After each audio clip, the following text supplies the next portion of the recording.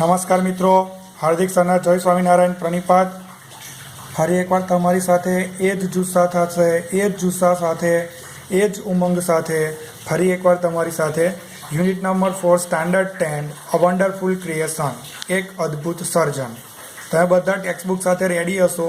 છેલ્લા વિડીયો લેક્ચરમાં આપણે વાતચીત થઈ ગઈ હતી એ બાબતમાં.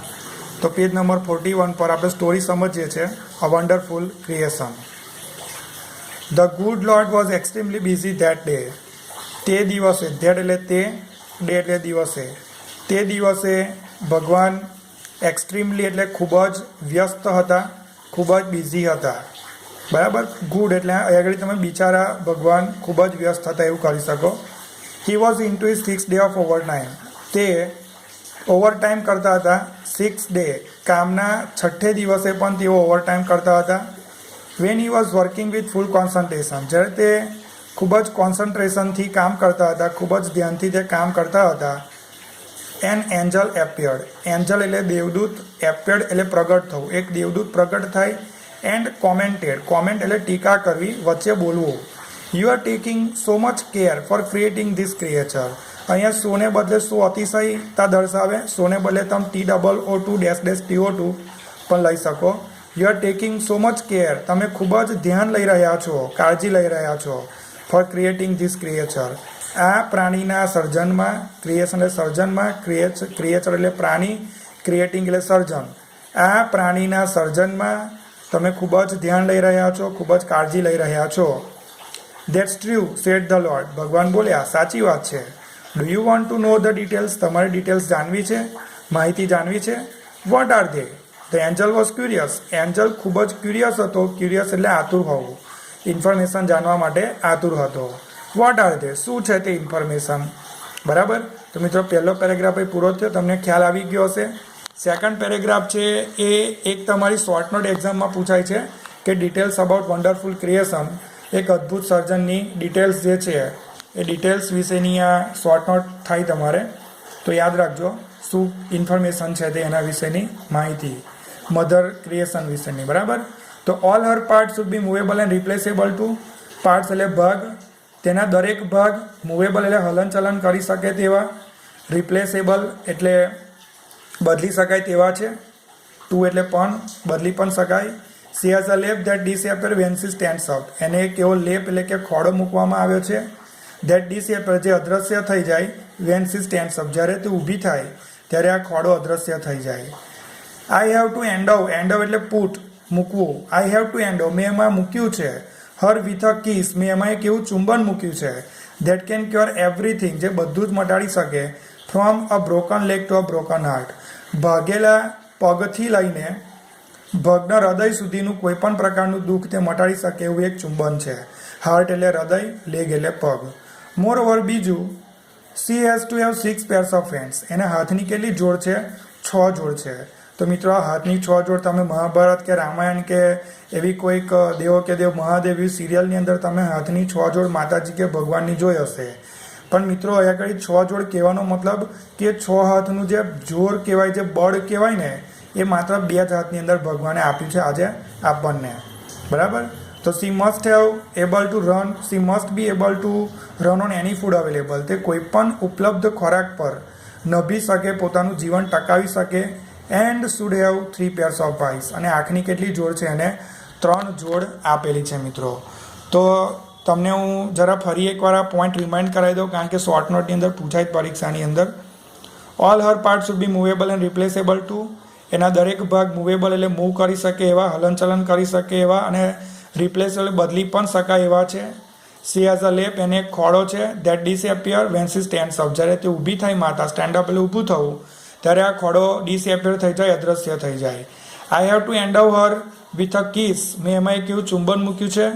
ધેટ કેન ક્યોર એવરીથિંગ, જે બધું જ મટાડી શકે. From a broken leg to a broken heart. ભાગેલા પગથી લઈને ભગ્ન હૃદય સુધીનું કોઈ પણ પ્રકારનું દુઃખ આ ચુંબન દ્વારા મટી શકે. મોર ઓવર બીજું, she has to have 6 pairs of hand. હાથની 6 જોડ છે એમાં મૂકેલી. And C must be able to run on any food available. કોઈ પણ ઉપલબ્ધ ખોરાક પર તે પોતાનું જીવન ટકાવી શકે. And should have 3 pairs of eyes. અને આંખની કેટલી જોડ છે? એને 3 જોડ મૂકવામાં આવી છે મિત્રો. તો ડિટેલ્સ ઓફ વન્ડરફુલ ક્રિએશન એવી શોર્ટ નોટ એક્ઝામમાં પૂછાય છે. જે તમારે તૈયાર કરવાની રહેશે. આ જે પેરેગ્રાફ દેખાય છે એ જ શોર્ટ નોટ છે મિત્રો એની, બરાબર, યાદ રાખશો તમે. ઓકે, પેજ નંબર 42 પર આપણે ફેરવીશું પેજ હવે આગળ. તો ધ્યાન આપીએ આપણે. The angel shook his head. Angel એ સુક એટલે શેકનું ભૂતકાળ સુક થાય મિત્રો. સુક હિઝ હેડ, એન્જલે માથું હલાવ્યું. સ્લોલી, નોડ કહેવાય ઇંગ્લિશમાં એને, માથું હા પાડવી, આમ માથું હલાવીને નોડ કહેવાય બીજા શબ્દોમાં. એન્જલ સુક હેડ સ્લોલી, એન્જલે ધીમેથી એનું માથું હલાવી હા પાડી. એન્ડ સેડ, કહ્યું, અ માઇટી ઇમ્પોસિબલ ટાસ્ક. માઇટી એટલે હે ઈશ્વર, હે શક્તિશાળી પરમેશ્વર. ઇમ્પોસિબલ ટાસ્ક, આ જે કાર્ય છે, ટાસ્ક એટલે કાર્ય કેવું છે, ઇમ્પોસિબલ એટલે અઘરું છે, અશક્ય છે. આઈ સપોઝ, મને એમ લાગે છે, સપોઝ એટલે આમ ધારણા કરવી, એટલે કે મને એમ લાગે છે કે 6 pairs ઓફ હેન્ડ, હાથની 6 જોડ, નો વે, ના હોઈ શકે એમ. કેવી રીતે? તો ભગવાન કે no, this hands are not a problem for me. આ જે હેન્ડ છે ને, હાથની જોડ જે છે એ મારા માટે પ્રોબ્લેમ નથી, સમસ્યા નથી. It is the 3 pairs of eyes, આંખની જે 3 જોડ છે, that the mothers have to have, માતાને જે આંખની 3 જોડ મૂકવામાં આવી છે ને, એ કદાચ સમસ્યા જેવું લાગે. એ લોર્ડ લુક ધ પઝલ, ભગવાન થોડાક મૂંઝાયેલા લાગ્યા. પઝલ એટલે મૂંઝવાયેલા, આંખની 3 જોડને લઈને, બરાબર. તો એન્જલ કહે છે, oh so you are creating a standard model of a mother. એટલે તમે મધરનું સ્ટાન્ડર્ડ મોડલ, એક શ્રેષ્ઠ, એક અદ્ભુત મૂર્તિ બનાવવા જઈ રહ્યા છો. મોડલ એટલે મૂર્તિ. બટ 3 pairs ઓફ આઈઝ, પણ આંખની 3 જોડ, વોટ ફોર, શેના માટે?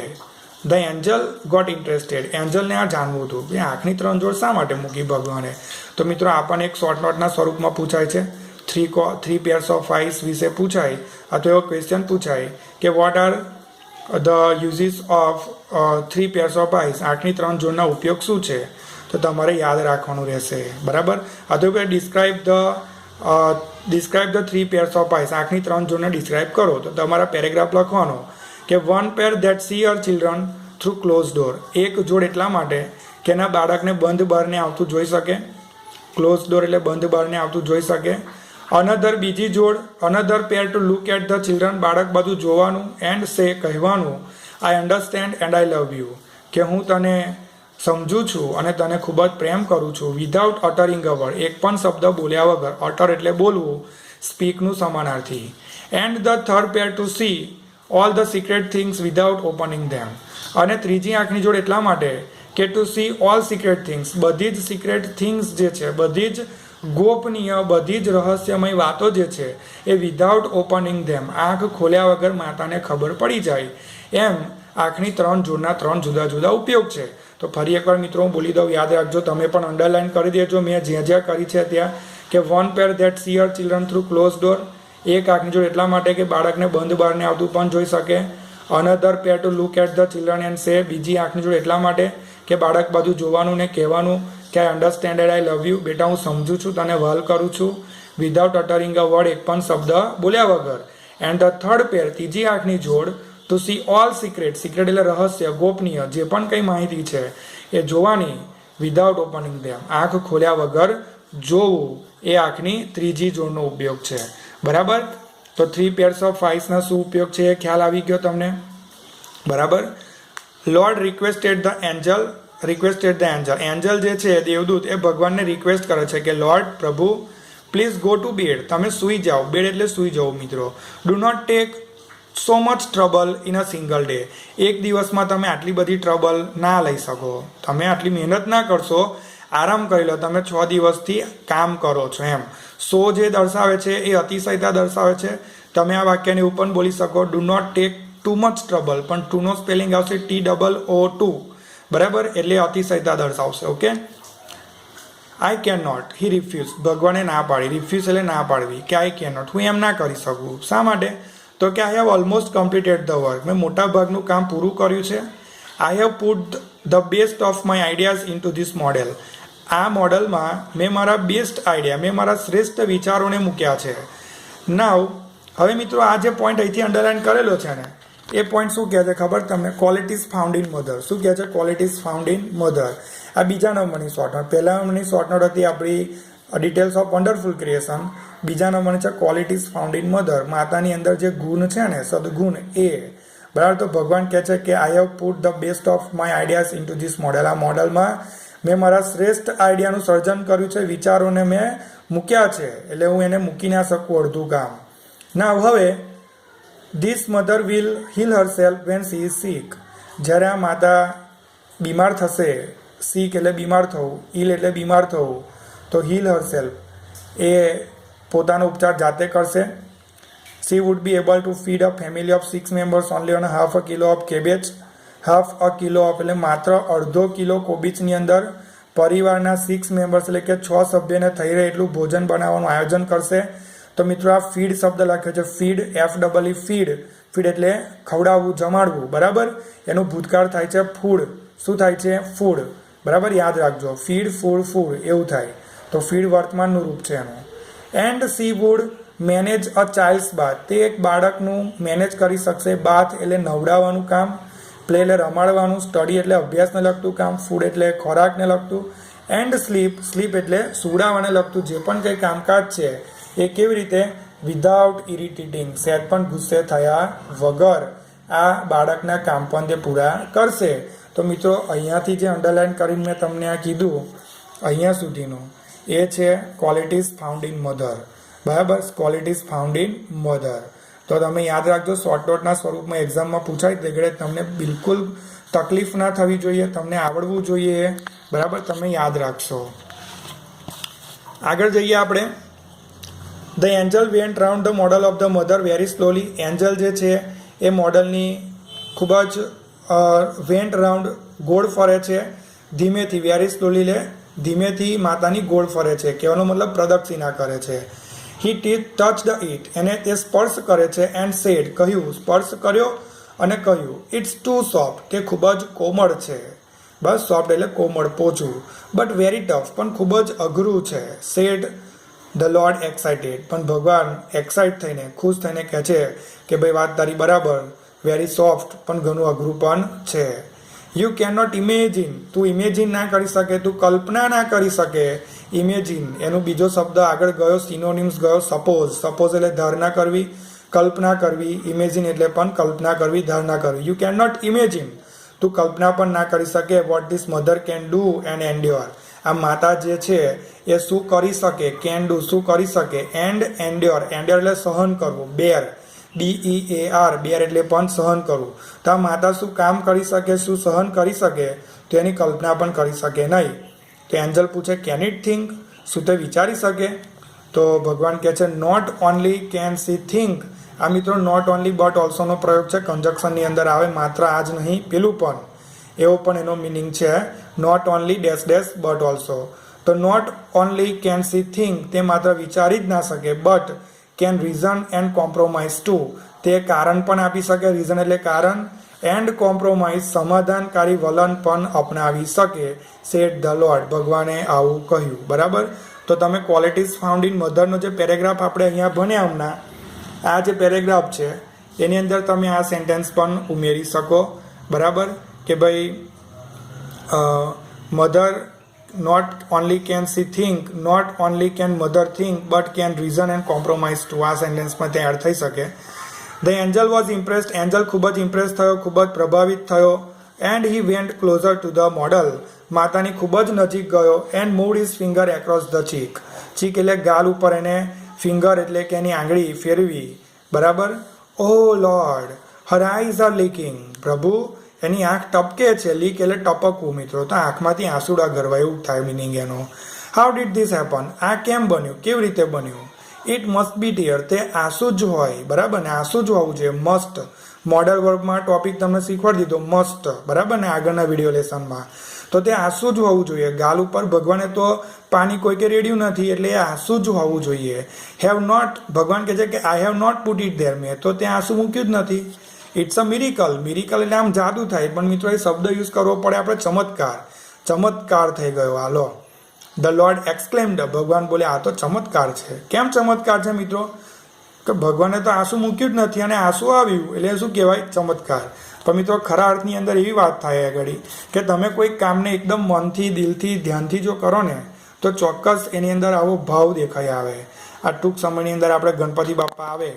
બરાબર, તમે ગણપતિ બાપા દર વર્ષે જોવા જાઓ છો, અત્યારે તો શું છે કે લોકડાઉનનો એવો પિરિયડ છે એટલે કદાચ તમે ઘણી એવી પોલિટિકલ રિસ્ટ્રિક્શન્સ છે, રાજકીય આપણા જે મુખ્યમંત્રીશ્રી વગેરેના આદેશો છે એના લીધે આપણે કદાચ આ વર્ષે કદાચ નહીં મનાવી શકીએ, પણ જ્યારે આપણે લાસ્ટ યર જતા હતા ત્યારે જ ખબર હતી કે ગણપતિ બાપાના દર્શન કરવા જઈએ તો એવું લાગે કે બાપા બોલું થઈ રહ્યા છે, બરાબર. તો એ મૂર્તિ એ પ્રકારની, તો મિત્રો એ બોલું થઈ રહ્યું છે ત્યારે લાગે કે હમણાં જ બોલી ઉઠશે એમ, ત્યારે લાગે કે જ્યારે મૂર્તિકારે એમાં એકદમ ભાવથી, દિલથી, મનથી કામ કર્યું હોય ને ત્યારે જ એવો ભાવ પ્રગટ થતો હોય છે, બરાબર. એટલે એવું કહે છે આગળ કે મેં તો આંસુ મૂક્યું જ નથી, આંસુ આવ્યું ક્યાંથી? તો આ તો શું થઈ ગયો? ચમત્કાર થઈ ગયો. But what is a tear for my lord? પણ પ્રભુજી આ આંસુ શેના માટે છે? તો ભગવાન કહે છે કે ઇટ ઇઝ સમથિંગ યુનિક. તે કંઈક યુનિક છે, અજોડ છે, અદ્વિતીય છે. મે B it is four pen. કદાચ તે પેન એટલે દુઃખ માટે, દર્દ માટે હોઈ શકે. ફોર જોય, આનંદ માટે હોઈ શકે. પ્રાઇડ એટલે ગર્વ, અભિમાન માટે હોઈ શકે. ડિસએપોઇન્ટમેન્ટ એટલે કે નિરાશા માટે હોઈ શકે. લોનલીનેસ એટલે એકલતાપણા માટે પણ હોઈ શકે. The lord explain. બરાબર. તો આ મિત્રો ક્વોલિટીઝ ફાઉન્ડ ઇન મધરમાં આ પોઈન્ટ પણ આગળ એડ થશે, બરાબર છે. તો આના માટે ભગવાને જે આંસુ આવી ગયું તો એ આંસુ એના માટે હોઈ શકે? તો કે પેન એટલે દુઃખ માટે હોઈ શકે, જોય એટલે આનંદ માટે, પ્રાઇડ એટલે ગર્વ, અભિમાન માટે, ડિસઅપોઇન્ટમેન્ટ એટલે થાય તમારે નારાજગી માટે, દુઃખ માટે, લોનલીનેસ એટલે એકલતાપણા માટે આંસુ હોઈ શકે. What a wonderful creation. કેટલુંક અદ્ભુત સર્જન છે આ મિત્રો. તો તમને ખ્યાલ આવી ગયો હશે સ્ટોરીમાં મેં જે કહેવા માગું છું એ સમજાવ્યું, તમને બરાબર સમજ પડી ગઈ હશે મિત્રો, એવું મેં માની લઉં છું. તમને ફરીને હું વિનંતી કરીને કહું કે મિત્રો એક્ઝામની અંદર ટેક્સ્ટબુકના જે યુનિટ છે આપણા પોએમ જે છે એમાંથી ફકરામાંથી શોધીને લખવાના જ માત્ર પ્રશ્ન પૂછાય છે. એટલે એવા પ્રશ્નોની પ્રેક્ટિસ તમારે ખાસ કરવી, પેમ્પલેટમાંથી, ગાઈડમાંથી, જેની પાસે જે પણ મટીરિયલ હોય એમાંથી તમારે કરવી, બરાબર. બીજું એક્ઝામ ઓરિએન્ટેડ સ્ટડી મટીરિયલ છે, ગાઈડની અંદર આપેલું છે, બરાબર. તો એમાંથી પણ તમે સરસ રીતે એક્ઝામ ઓરિએન્ટેડ પોઈન્ટ્સ અંદર બધા આપેલા જ છે. ખાલી જગ્યા પૂરવાની છે, કેટલાક કન્જક્શનના વાક્યો આપેલા છે, કેટલીક વખત જગ્યાએ તમને શું કહેવાય એને પોઈન્ટ છે કમ્પ્લીટ ધ સેન્ટેન્સ જે તમે 9મા ધોરણમાં શીખીને આવે એની થોડી ઘણી પ્રેક્ટિસ છે, શોર્ટ નોટ્સ છે. તો મિત્રો દરેક યુનિટની અંદર આ પ્રકારનું આપેલું જ છે. તો તમે દરેક જણ આ સમયનો ખૂબ જ સદુપયોગ કરજો, વાંચતા રહેજો, કામ કરતા રહેજો અને ખૂબ જ સારા માર્ક આવે એવું આયોજન કરતા રહેજો, બરાબર. તમને મારો વિડીયો પસંદ આવ્યો, ગમ્યો હોય તો લાઈક કરજો, શેર કરજો, તમારા નવા મિત્રો સુધી એને પહોંચાડવાનું બિલકુલ ના ભૂલતા. યુટ્યુબ પર મારી ચેનલ છે હાર્દિક સર ઇંગ્લિશ ટ્રેનર, એને તમે સબસ્ક્રાઈબ કરી લેજો, જેથી કરીને હું જે પણ કંઈ નવા વિડીયો લેસન અપલોડ કરું તો સૌથી પહેલાં તમારા ફોનની અંદર આવી જાય મિત્રો. તો આની સાથે આપણે યુનિટ નંબર 4 અહીંયા સંપૂર્ણ સમાપ્ત કરીએ છીએ. સ્પેલિંગ તમને કીધા એ જ પ્રકારે ફરી એકવાર યાદ કરાવી દો. સ્પેલિંગ જે છે એ ઓછા નામે 10 વખત લખીને તૈયાર કરવા, કારણ કે ગુજરાતી મીડિયમના વિદ્યાર્થીઓને એક જ પ્રોબ્લેમ આવે છે કે એમને વોકેબુલરી કન્ટેન્ટ જે કહેવાય સ્પેલિંગ એ નથી આવડતા હોતા, એના મિનિંગ નથી ખબર પડતી હોતી, એના કારણે તેઓ સારો સ્કોર નથી કરી શકતા. તો મિત્રો દરેક યુનિટના સ્પેલિંગ તમારે ઓછામાં ઓછા 10 વખત લખીને તૈયાર કરવા, પાક્કા કરવા. ગુજરાતી મિનિંગ સાથે ઇંગ્લિશમાં એની શું જોડણી છે એ પણ તમારે યાદ રાખી લેવી, બરાબર. તો ઇંગ્લિશ તમારું બરાબર પાક્કું થઈ જશે, બરાબર. તો દરેક જણને મારા જય Swaminarayan. Have a nice day. Take care. Bye bye.